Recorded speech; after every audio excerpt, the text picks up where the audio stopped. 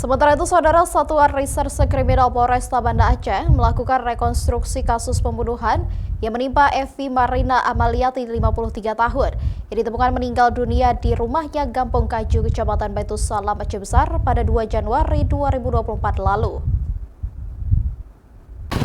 Dalam rekonstruksi ini, pihak kepolisian bersama tim dari Kejaksaan Negeri Banda Aceh menghadirkan tersangka yang tidak lain adalah anak kandung korban.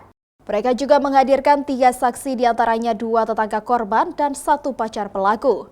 Proses rekonstruksi yang berlangsung lebih dari 3 jam ini mengundang rasa penasaran warga setempat. Para tetangga yang ada di sekitar lokasi berdatangan ketika tersangka dan petugas tiba di tempat kejadian perkara. Dalam proses rekonstruksi, tersangka bersikap santai dan tenang.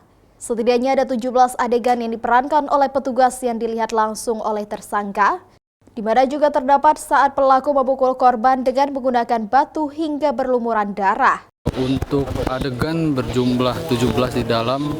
Untuk temuan baru sampai saat ini belum ada, masih sesuai berdasarkan keterangan dari tersangka dan saksi-saksi.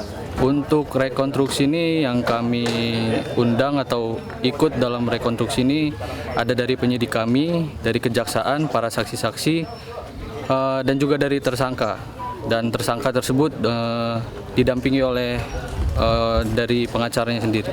Untuk saksi yang dihadirkan tuh dari tetangga ada 2 orang dan pacarnya 1 orang, jadi 3 saksi.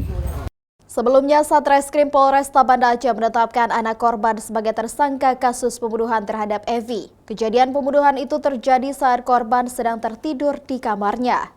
Berdasarkan kronologi kejadian, Evi pertama kali ditemukan sudah bersimbah darah dan dalam kondisi meninggal dunia. Berdasarkan hasil otopsi yang dilakukan oleh ahli kedokteran forensik, ditemukan ada luka robek dari sisi kepala bagian kiri. Syahril, Kompas TV, Banda Aceh.